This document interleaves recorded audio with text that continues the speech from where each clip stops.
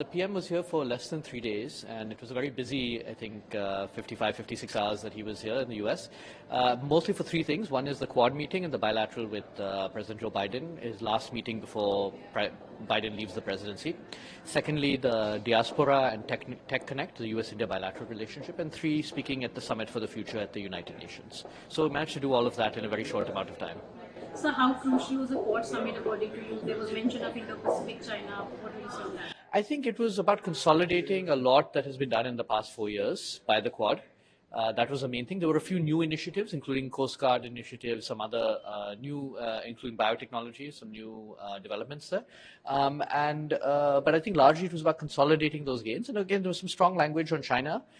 There was also equally, I think, some very good coordination on third countries and regions, including in Gaza, Ukraine, Yemen, South China Sea. So there was a good mention of global developments as well.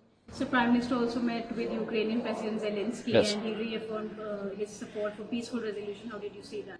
I think, look, India wants peace. I think the longer the war goes on, it's not in India's interest, it's not in many parties' interests. So I think what little India can do to help facilitate a satisfactory outcome for all sides, I think, is appreciated.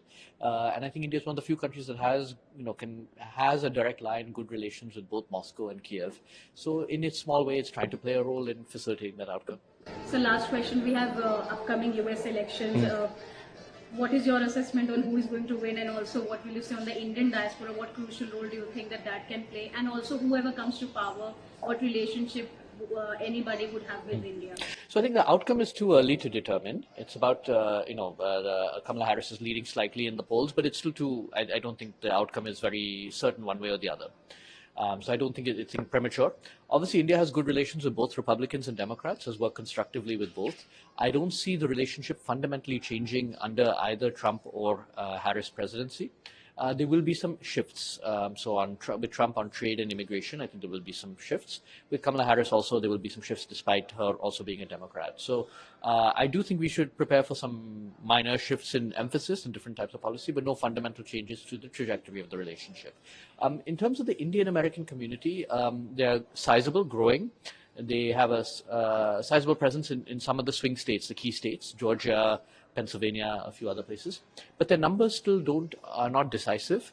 What I think both parties are trying to appeal to is Indian Americans as donors, political donors, because they're very wealthy, and in that sense they can play a big role. And we've seen attempts by both Trump and Harris to reach out to Indian American donors.